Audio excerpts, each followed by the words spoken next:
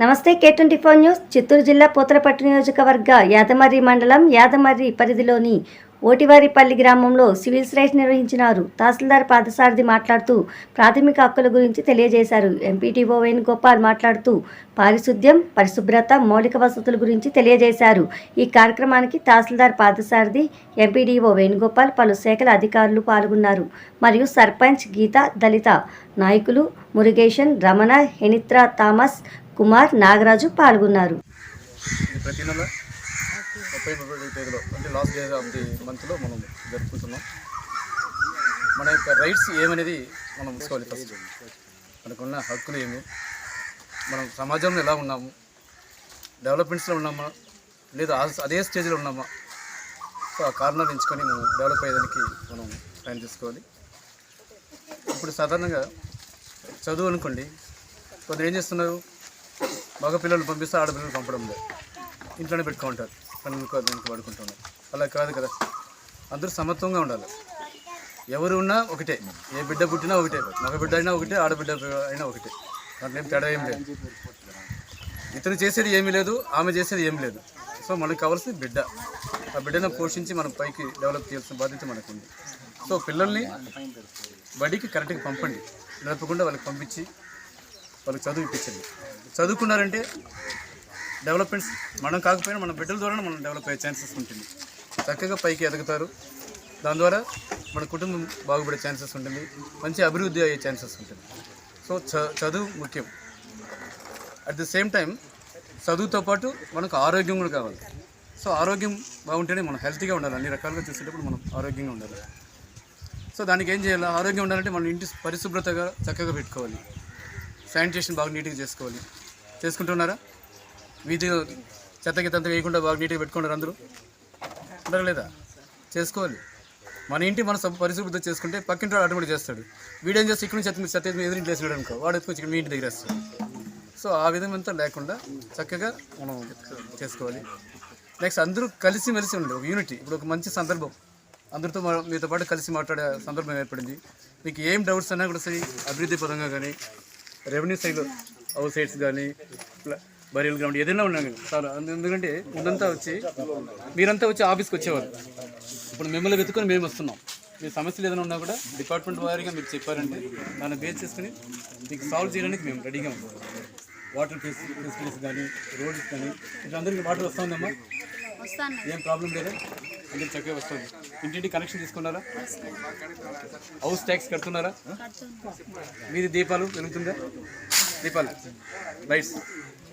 So main అది, దీపాలు వెలగాల, lights కరెక్ట్గా ఉంటే చాలు. నెక్స్ట్ పరిశుభ్రత ఉండాలి. డ్రైన్స్, కాలువలు ఉందా? కాలువ లేదమ్మా ఇక్కడ? చెప్పండి. మురికాలు లేదా? మీలోనే ఒకరా ఏం వెనకడగలసిన అవసరం లేదు. ఎందుకంటే ఒక ప్లాన్ వేసుకుంటే ఈ సంవత్సరం నెక్స్ట్ ఎప్పుడో ఒకసారి మనకు అమౌంట్స్ వచ్చినప్పుడు మనం మీకు కేటాయించడానికి నేను అడగడం. సో మీకు ఇప్పుడు ఎన్ని ఇండ్లు ఉంది ఇక్కడ?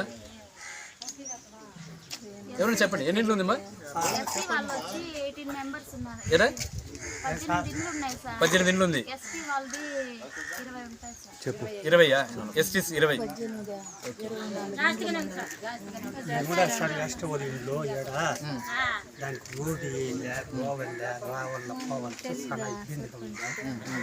గట్టిగా చెప్పు.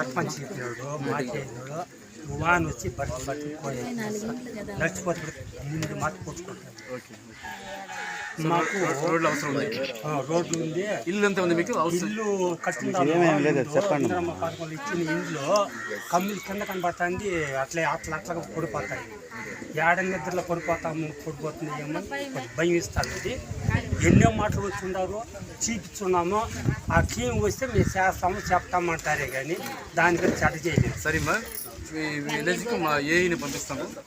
రోడ్డు ఎంత ఎస్టిమేట్ అవుతుంది, ఏం పరిస్థితి అనేది ఒకసారి కనుక్కునే దానికోసం ఏఈని పంపిస్తాను. వాళ్ళు ఎస్టిమేట్ వేసి ఇస్తారు. దాన్ని బేస్ చేసుకుని ఫండ్స్ వచ్చినప్పుడు ఖచ్చితంగా చేస్తాం. వచ్చేది ఇక్కడ ఆకాశం లేదు. చూస్తాం. ఇప్పుడు దారి చూసిపోతాం. సార్ ఇద్దరు కలిసి చూస్తాము. చూసిన తర్వాత నెక్స్ట్ ఏం చేయాలా అనేది ప్లాన్ చేసుకుంటాం. ఖచ్చితంగా చేస్తాం. దాని గురించి ఏం కాదు. అంటే ఒక్కొక్కటి ఒక్కొక్క స్టెప్ చేయాల్సి ఉంటుంది, అన్నీ ఒకే రోజు కుదరదు కదా, ఒక్కొక్కటి చేస్తాం, ఖచ్చితంగా చేపిస్తాం. సరేనా? నెక్స్ట్ పెన్షన్స్ అందరికి వస్తుందా? మా పెన్షన్ వస్తుందా? అందరికి పెన్షన్ కరెక్ట్గా ఎంత వస్తుంది? 4,000 సార్ నాకు ఇచ్చేది. 4,000 ఇస్తున్నారా? దాంట్లో ఏమైనా డబ్బులు ఏమైనా పట్టుకుంటా ఉన్నారా? లేదు. కరెక్ట్గా ఇస్తున్నారా? నేను తెలియాలి కదా, అందుకోసం అడుగుతాను. ఓకే. సో ఏం ఇబ్బంది ఏం లేదు, మీ ఇంటి దగ్గరికి వచ్చి ఇస్తారు, ప్రభుత్వం ఆ విధంగా అలా ఇచ్చేస్తారు, మీకే వచ్చి చేస్తారు. కరెక్ట్గా దాన్ని తీసుకుని దాన్ని మంచిగా వాడుకోండి. దాన్ని తీసుకుపోయి సారాయి ఇంట్లో పెట్టేసి దాన్ని తాగేసి ఆడేసి పాడేసి అట్లా చేసుకోవద్దండి. ఫ్యామిలీ బాగా చూసుకోండి, ఫ్యామిలీ పిల్లల్ని బాగా పెంచుకొని దాని ప్రకారం మీరు బాగా డెవలప్ కావాలి. సరేనా? చెప్పండి. కుడి దీనికి సదరం సర్టిఫికేట్ తీసుకోవాలమ్మా. పర్సంటేజ్ ఎంత ఉంది? పర్సంటేజ్ ఎంత ఉంది చూసుకో. ఒకసారి సచివాలయం ఇచ్చి అప్డేట్ చేయించమ్మా. పోలేదా? అప్పుడు తక్కువ ఉంటుంది, వాళ్ళు కాదన్నారంటే పర్సంటేజ్ ఉంటుంది, కొన్ని పర్సంటేజ్ ఉంటే దాన్ని బట్టి వాళ్ళు చేస్తారు. పర్సంటేజ్కు బిలో ఎలిజిబులా? అంటే ఇప్పుడు ఎలిజిబుల్ ఉందంటారా లేదంటారా? మీరు కాదు. ఓ మీరు ముందుగా చెప్పారు. లేదు మా పర్సంటేజ్ ఉంటే ఖచ్చితంగా జరుగుతుంది. తీసుకోలేదా? లేదండి లేదండి సరే సార్ అందరికీ ఇది వేరే ఏం చెప్పడంటే మీకు అర్హత ఉంటే ఖచ్చితంగా చేపిస్తాం. ఎవరైనా సరే పెన్షన్స్ కానీ హౌసింగ్ కానీ ఏదైనా ఉన్నాయి మీకు డెవలప్మెంట్స్ కింద ఖచ్చితంగా అర్హత ఉంటే ఎలిజిబుల్ ఉండే వాళ్ళకి ఖచ్చితంగా చేపిస్తాం. అంటే ఇదేం కాదు. ఒకసారి చూపించమ్మా, చూపించి చేసుకోండి. నమస్తే అమ్మా. సరే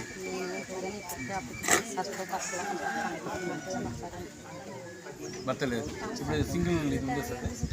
ఒంటరి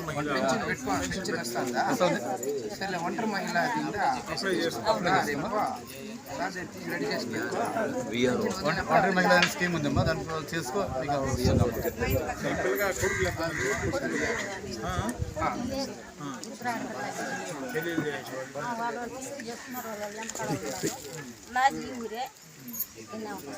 నీకు అర్హత ఉంటే ఖచ్చితంగా వస్తుందమ్మా, దాంట్లో ఏమి ఇదేం కాదు. ఇప్పుడు మనుషులు చూసి వాళ్ళని చూసి చేయడం కాదు, ఖచ్చితంగా చేపిస్తాం. మా పెద్దమ్మ